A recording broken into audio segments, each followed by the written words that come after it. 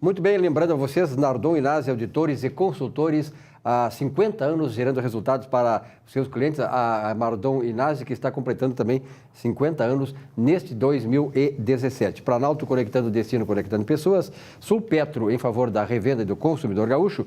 E a nossa celulose rio-grandense, há mais de 45 anos, contribuindo para o desenvolvimento do nosso estado. Doutor Jacoteiro, nós temos um desembargador, uma autoridade aqui presente no programa, para tratar de um assunto importante para a comunidade. Importantíssimo. Nós estamos aqui com a honra de receber o desembargador Carlos Cini Marchionati, que é o vice-presidente e corregedor regional eleitoral e ouvidor também do Tribunal Regional Eleitoral, que vem nos falar, nos abrilhantar o nosso programa, com um assunto agora, que são as eleições suplementares. Que aconteceram neste domingo, dia 12 de março. Exatamente. Então, desembargador, o que o senhor pode explicar para os nossos telespectadores por que ocorreram essas eleições e o que elas significam, na verdade? Elas têm o condão de modificar um pouco a esperança do povo para novos políticos? Bela pergunta.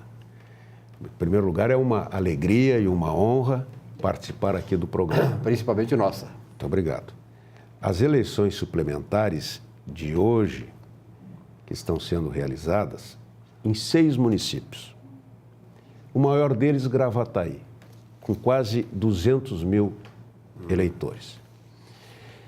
São Vendelino, Arvorezinha, Salto do Jacuí, São Vicente e Butiá. Porque nas eleições para prefeito feitas em outubro, os candidatos que obtiveram maior número de votos tiveram as suas candidaturas impugnadas. Ou pelo Tribunal Regional Eleitoral, ou pelo Tribunal Superior Eleitoral, ou também pelo juízo. As decisões definitivas são nos tribunais.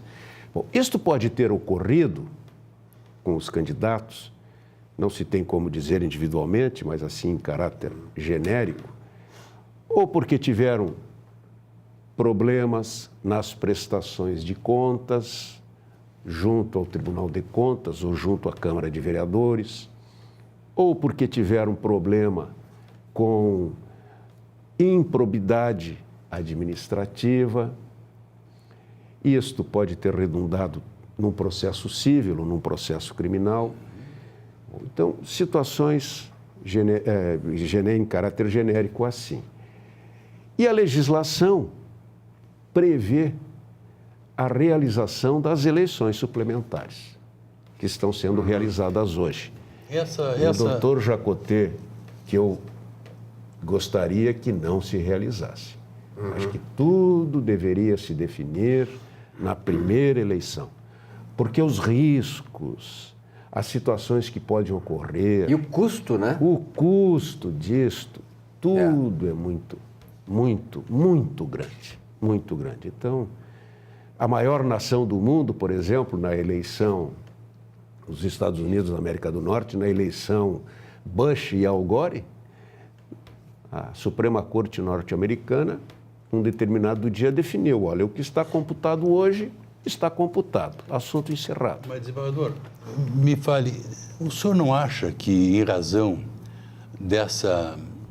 Nós precisamos modificar a moralidade pública. Nós precisamos modificar esse sistema político que está verdade. Realmente corroído pela mácula da corrupção no seu âmago. É verdade. O senhor não acha, por esse lado, que essas eleições suplementares, elas não são pertinentes, porque ela afasta da administração pública aqueles maus administradores? Deste ponto de vista, sim. Para que o eleitor se conscientize, que aprenda definitivamente que tudo depende dele, do bom voto dele examinar os candidatos, quem é o melhor candidato, qual a melhor proposta para o seu município. Neste momento, o eleitor pode definir nisso. Neste momento, o eleitor tem o poder de promover as alterações que precisam ser promovidas. Doutor, eu costumo dizer, sim, Santo Angelense, sabe que o missioneiro gosta de dizer algumas coisas assim. Aqui temos o Cassiá, que é de Santo Ângelo. São Borja. Quem ganha ou perde a eleição é o eleitorado. É verdade.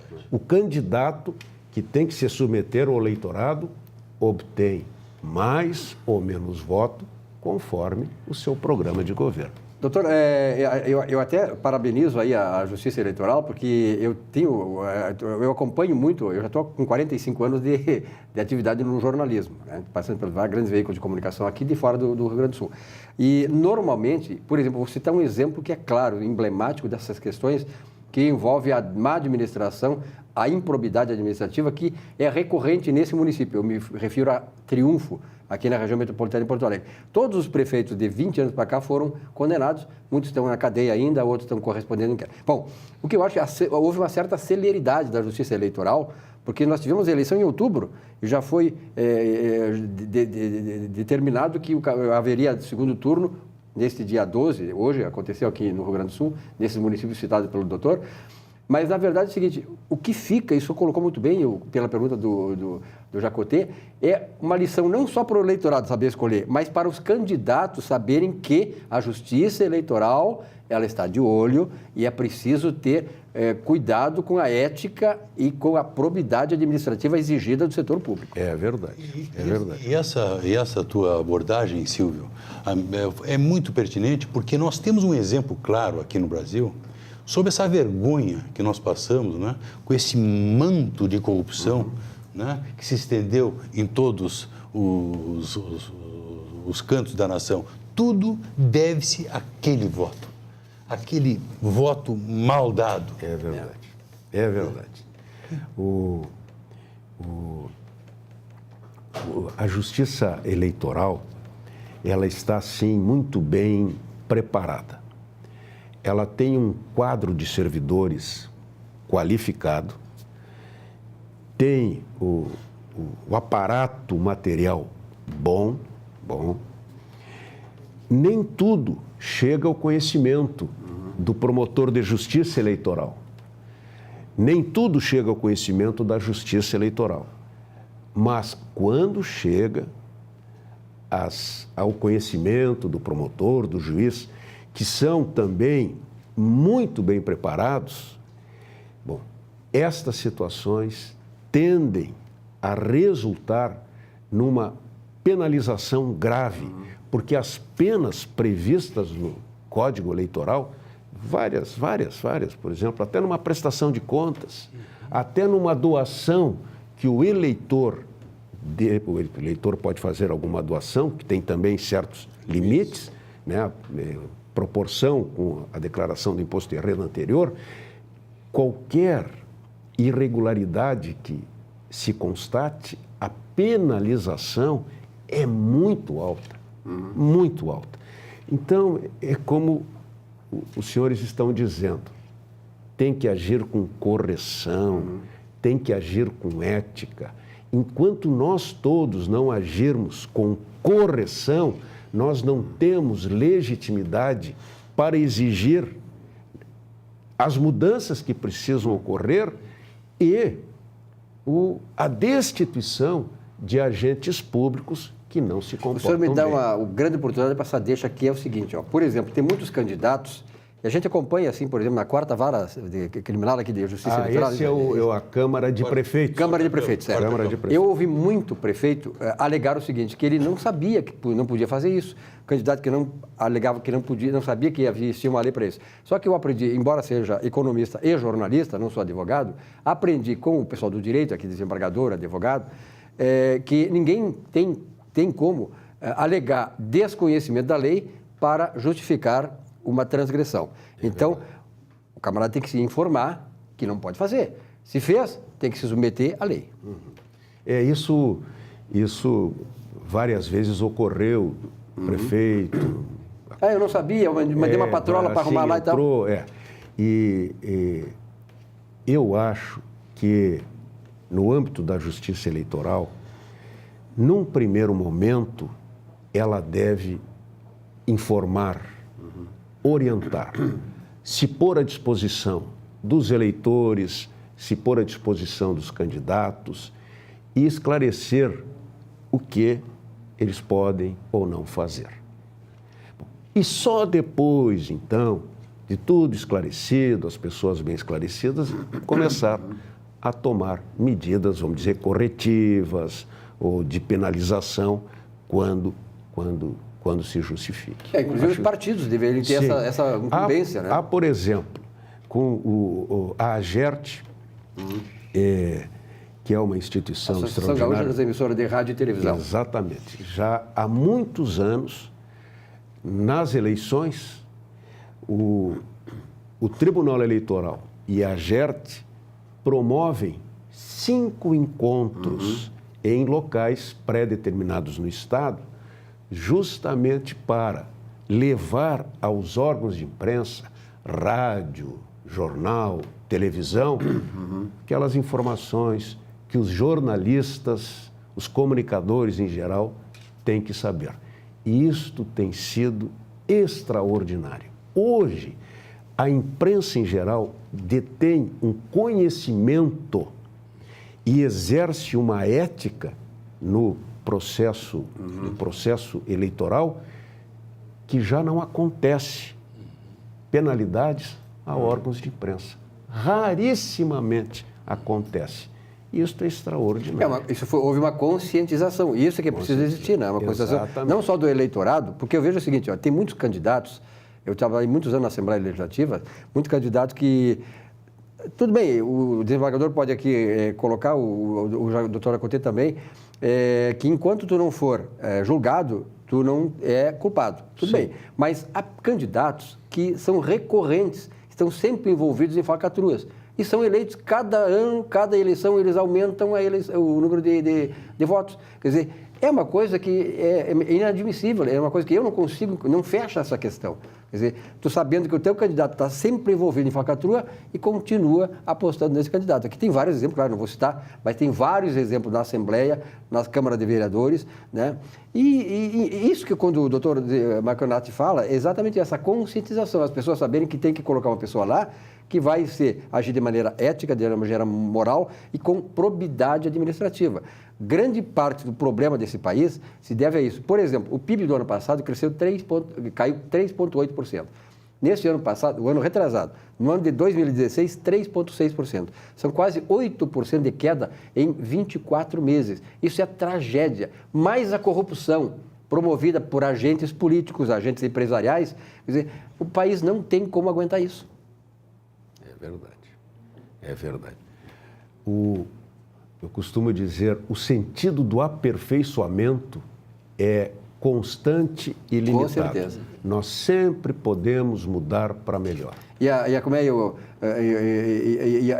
o sentido da penalização tem que estar sempre presente, que os caras têm que temer a lei. No momento que tu não tiver temor à lei, a lei está falha, a fiscalização e digamos assim, o cumprimento da lei também está falho. Então, isso que aqui nós estamos com o desembargador que, claro, os tribunais de justiça no Brasil hoje estão, a partir do Tribunal Federal, né, do Supremo Tribunal Federal, estão hoje tendo uma grande lição que tem que agir realmente com muito rigor, seja quem for. O meu pai era um escrivão judicial em Santo Ângelo e eu lembro o dia, eu ainda gurizote de 13, 14 anos, já dizendo que estava pensando em fazer a faculdade de Direito, e um dia ele me disse assim, né, me chamando pelo apelido de caseiro, Carlinhos, a lei, como se aplica a lei? Há quem pense que para os desconhecidos, a lei. Para os amigos, os favores da lei. E para os inimigos, os rigores da lei. Dito de outra forma, mais popular ainda, seria o jeitinho brasileiro. Nós não podemos mais agir assim. Eu tenho horror dessa palavra, jeitinho brasileiro. Eu acho isso um absurdo. porque isso aí é transcender a ética. Né? Exatamente. É esse jeitinho brasileiro que se usa na imprensa. Eu acho uma expressão assim, sofrível, porque demonstra uma flexibilidade moral daqueles que utilizam. Quer dizer, nós temos que nos basear nos ditames da lei, nós temos que agir conforme os princípios éticos, moral, porque nós queremos um país melhor para os nossos filhos, para os nossos netos. Nós temos que depurar do nosso país aquelas pessoas que não têm condições de conviver em sociedade. Conviver na sociedade é respeitar os limites, é respeitar o ético, respeitar os princípios. E aí tu coloca essa questão, que a gente sempre tem debatido essa questão aqui, né? A questão da permissividade da sociedade brasileira. Eu me lembro muito bem do livro do Sérgio Buarque, que falava exatamente sobre a questão do brasileiro ser cordial. Depois teve um livro muito interessante também do Said Fará, que era O País dos Coitadinhos, que analisavam exatamente o que é o Brasil, esse jeitinho do brasileiro que nos está levando para o fundo do poço. Quer dizer, o jeitinho brasileiro de contornar as coisas, as dificuldades, porque queremos as facilidades, né? Passar por cima das outras, porque acha que se tem direito a passar por cima das pessoas numa fila aqui, ali e tal. Quer dizer, essas coisas é que nos fazem uma nação de permissivos, que permitimos tudo. Eu vi outro dia, eu fiquei pasmo de ver um camarada de uma rádio potente aqui, dizer, olha, nós vivemos num sistema democrático e a democracia aceita tudo. Pelo amor de Deus. A democracia, para mim, é o sistema mais difícil, é o melhor, mas o mais difícil de ser exercitado exatamente por isso, porque ela não aceita qualquer coisa. Ela tem regras que têm que ser colocadas e têm que ser cumpridas para que haja uma boa sociabilidade, que as pessoas possam conviver dentro de regras. Mas é exatamente esse o sentido da democracia. Esse é o sistema, é o respeito. O regramento. Claro. É o princípio do Estado de Direito que nos assegura o bem viver. É verdade. Né? Mas, desembargador, um outro assunto, para não queremos tomar muito o seu tempo, com relação a essas demandas do judiciário, esse número volumoso, quase que impossível de se julgar, com relação ao judiciário, nos processos que assolam o judiciário. A gente tem observado, eu como operador do direito também, que 85% das demandas que tramitam nos fóruns, tribunais, são de interesse da fazenda pública, direta ou indiretamente do Estado, autarquias e tal, né? E uma grande parte também das demandas que assolam o judiciário são decorrentes da justiça gratuita. Aquelas aventuras jurídicas que a pessoa entra porque sabe que não vai receber um decreto condenatório, né? Então eles aventuram. O que o senhor tem a nos dizer sobre esse exagero da justiça gratuita? Este é um assunto que hoje preocupa muito os juízes, os advogados, que querem e devem exigir um processo judicial bem feito, correto. Na área onde eu trabalho, que é a área civil, hoje, 75% dos processos cíveis ingressam no Poder Judiciário com assistência judiciária gratuita. Isto proporciona, o que está dizendo, um exagero nas demandas e aventuras, pretensões que não têm, mas se propiciam, porque o benefício da assistência judiciária gratuita elimina o risco da sucumbência. Porque as despesas processuais, elas devem ser antecipadas.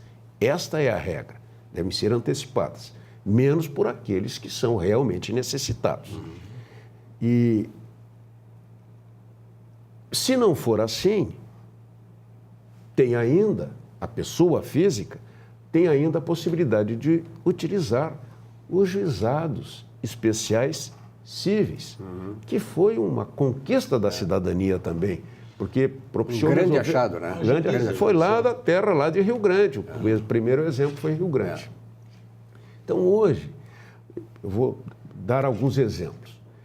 Já houve, por exemplo, cooperativa de crédito requerendo assistência judiciária gratuita.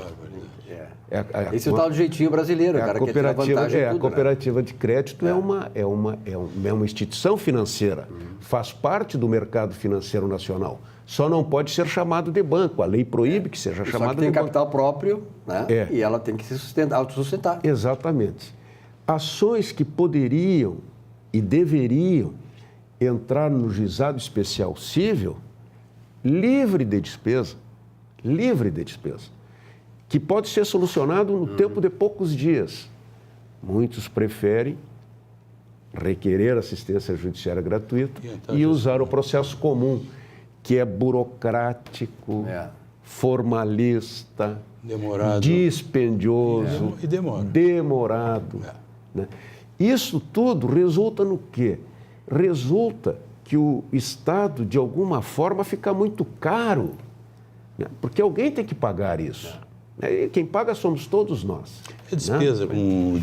com diligência, oficial de justiça, audiência, enfim. Exatamente. Então, assim, as situações são as variadas. Hoje, os juízes já estão assim, em decorrência disso tudo, porque a experiência e o trabalho do dia a dia vai permitindo que se constate os exageros, né? Um juiz numa comarca do interior, ele, em pouco tempo, ele começa a ver onde é que estão os problemas. Nós, no tribunal, também. E isto está fazendo com que os juízes hoje sejam rigorosos no deferimento ou não da assistência judiciária. E é assim que tem que ser. Sim, mas aí traz um efeito colateral. Às vezes, quem tem direito a benefício da assistência judiciária gratuita, não consegue fazer uma prova boa, acaba sendo indeferido. É verdade. Veja, o prejuízo pode se projetar de diversas maneiras para todos. Né? E aqueles processos, as boas demandas que os juízes devem atender imediatamente, acabam sendo postergadas, vão ficando para depois, porque são milhares e milhares de processos e os juízes têm que trabalhar em todos. E os juízes são humanos, eles têm uma capacidade que é limitada, né? Para essa análise, quer dizer, o tempo deles normalmente é gasto em coisas que não são devidas, que poderiam ter um outro caminho. Doutor Marchiori, muito obrigado muito obrigado pela sua presença aqui no programa. Para mim.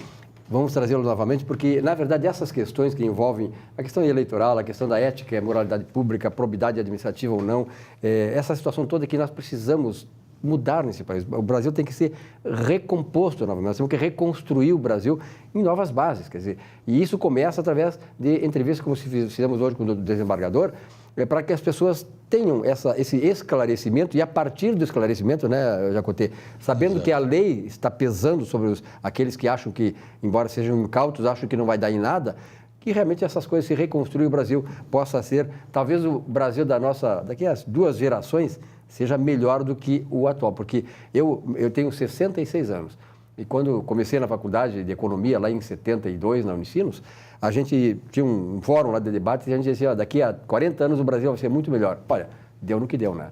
Quer dizer, então nós precisamos que as nossas gerações futuras, nossos netos, eu tenho 3 netos, vocês devem ter também, né, sejam gerações que possam ter pelo menos a garantia da sua vida, uma vida mais tranquila, com menos roubalheira, né, que as pessoas possam ter uma vida edificada e reconstruir numa nação, realmente uma nação que seja digna, uma nação progressista, uma nação que seja desenvolvida, que todos tenham acesso às boas coisas que o Brasil tem aí, é disponível, né? Tem grande coisa. Especialmente o nosso país é riquíssimo. É riquíssimo, né? É isso aí. Dizer, um Brasil rico como esse. O clima. Tudo. E só não deu, essa roubalheira foi tão grande que agora fez falta o dinheiro, porque o Brasil vem sendo roubado há muitos anos, desde o descobrimento, nós sabemos disso, né? Com o ouro que foi tirado daqui quando os portugueses descobriram o Brasil. Quer dizer, desde lá nós viemos sendo usurpados as nossas riquezas. Até agora, quer dizer, até pouco tempo atrás, isso aí não tinha muito efeito direto na depressão econômica, no desemprego, no aumento da pobreza, quer dizer, em todas essas coisas que são derivadas da taxa elevada da corrupção nesse país. No dia que nós diminuirmos a corrupção, né, doutor, e trazermos ela para um nível, porque sempre onde tem homem vai ter corrupção, mas se nós trouxermos para níveis mais ou menos toleráveis, já vai ser bom. Tem que existir a certeza da punição. Exatamente. Nós precisamos ter a certeza da punição. Fez, sabe para punir. Ali, a certeza da punição serve como freio. É verdade. Dr. Carlos Marchionati, muito obrigado pela sua presença aqui, parabéns pela entrevista, sucesso lá para os nossos juízes. Muito obrigado, desembargador. Um rápido intervalo, já voltamos.